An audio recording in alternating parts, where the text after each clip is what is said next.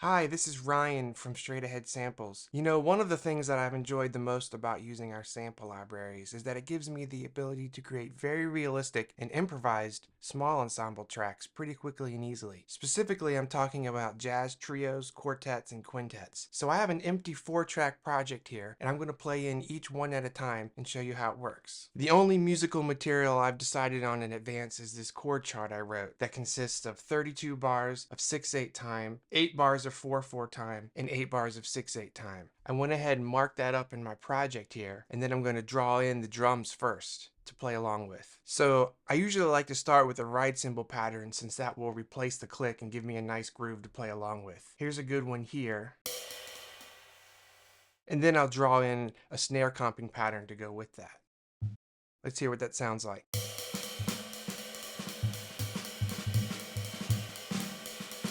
Alright, that should be fun to play along with. Let's jump over to our 4/4 section. I'm going to draw in the same ride cymbal groove and the same snare groove, but I'm going to change it to 4/4 time by switching the MIDI channel. I have straight ahead jazz drums medium fast in this tempo range loaded in Contact and set it to MIDI channel 2. In Logic here, I just select those notes, go over to my inspector, and drag those up to 2. Let's hear if I have a nice 4/4 time.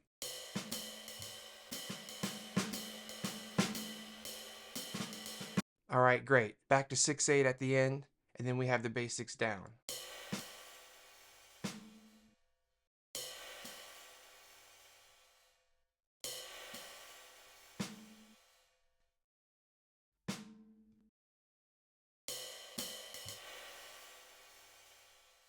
Okay, now to help with the transitions between the times, I'm going to add a short fill before each.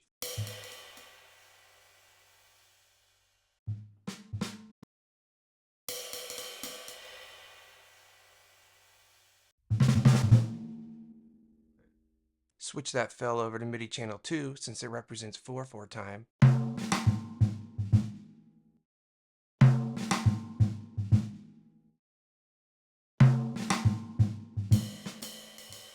Alright, nice. Now to help with the end of this ride cymbal loop here, I'm going to add a single ride cymbal hit on beat 1.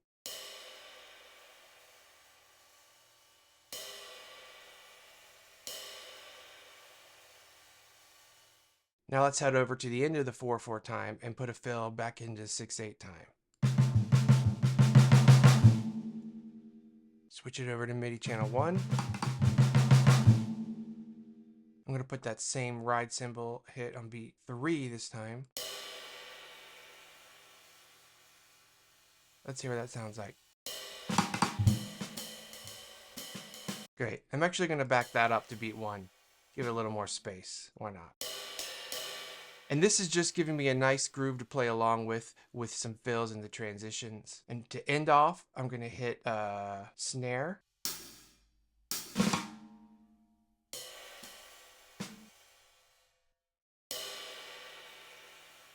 And a ride.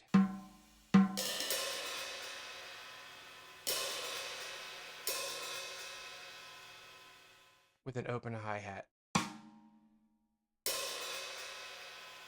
Alright, great. So we'll hear what that sounds like when I play the bass in. So let's head on over to Straight Ahead Jazz Bass. I have the sustain patch, medium to fast, and I'm going to use that for long notes in the 6/8 section, and then I'm going to switch to the quarter note key switch for walking in the 4/4 section.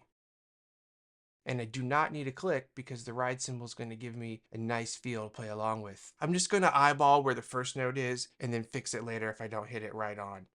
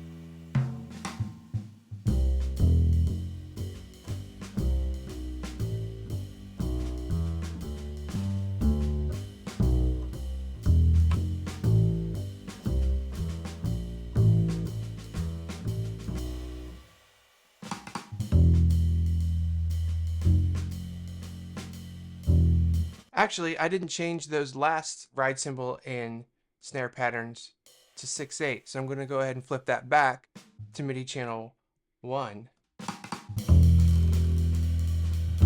There we go. So let's go ahead and punch in, and let's add a sustain key switch right before that last bass note that I missed.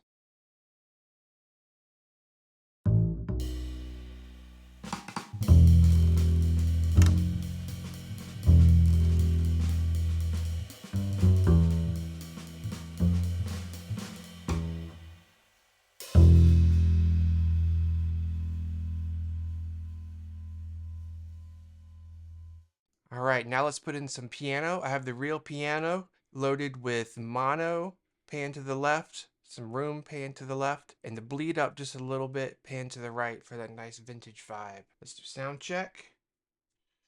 There it is.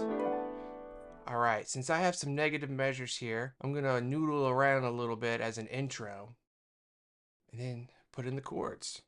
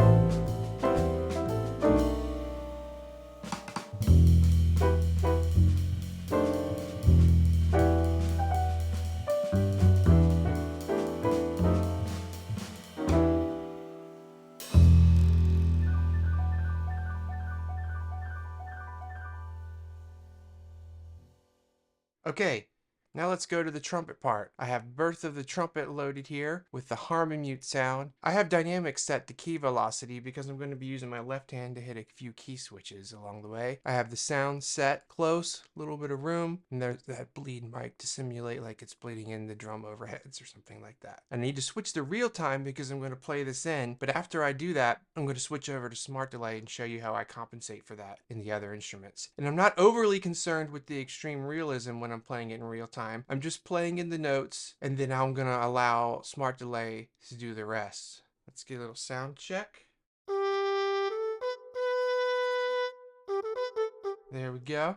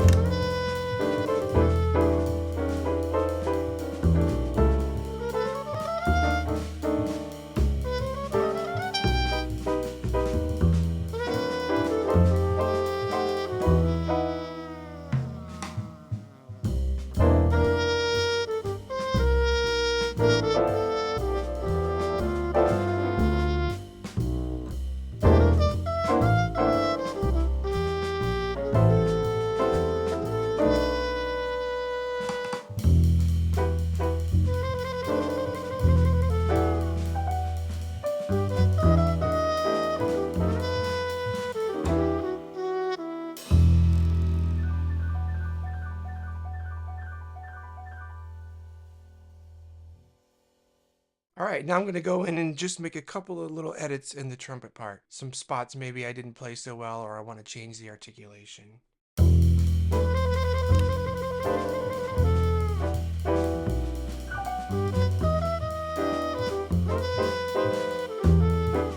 This is a good opportunity to show you one of the most important things you can do with a smart delay instrument after you play it in, is to go in and overlap any sections that are to be legato. Sometimes when playing it in on a keyboard, depending on your technique, I know the way I play, sometimes it ends up being a little more detached than what it would be with a wind instrument. So to fix that, you just go in here and overlap the notes slightly like that. Some DAWs have the shortcut to do so, and I have one set here to do it, but I'm going to show you manually so you know what I'm talking about.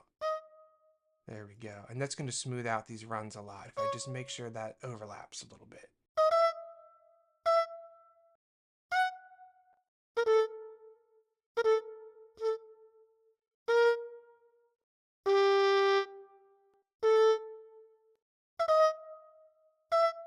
Okay, and let's see how we turn on Smart Delay. In Birth of the Trumpet, it's very easy. You just click that on. Previously, when we first released this library, after you turned on Smart Delay, you needed to move the MIDI region 4-quarter notes to the left. But now we have a plugin that allows the automatic compensation for non-smart delay instruments, and that's called the non-smart delay track sync. I already had it loaded for the drums, bass, and piano, just needed to turn it on. Now once those are on and the smart delay is on the trumpet, the tracks will automatically play in sync, and Birth of the Trumpet will be looking 4 beats ahead to analyze the phrase and render a very realistic result. I'm going to play it back and edit a little bit here and there as we go.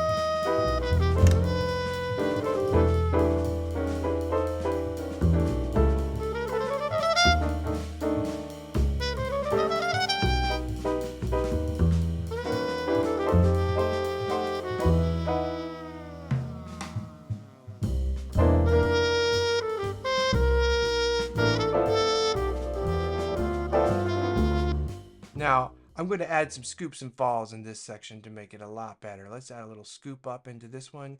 Boy, da-da. Lots of scoops here. Boy, da-ba-da-ba. Da-da. Let's add the fall before that one. Hear what that sounds like.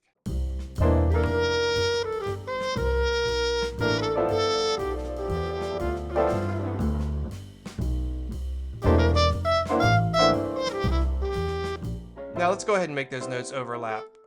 Smart Delay automatically made those staccato because they were detached, but I want them to be legato, so all I have to do is overlap them. You do not need to put in a separate key switch for those.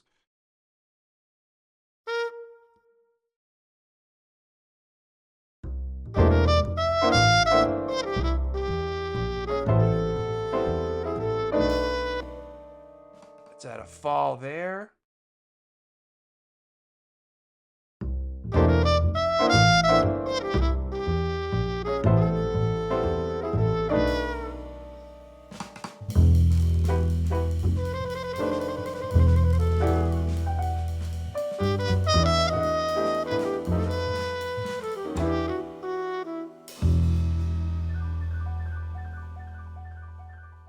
I can bring up the velocity a little bit on that last note.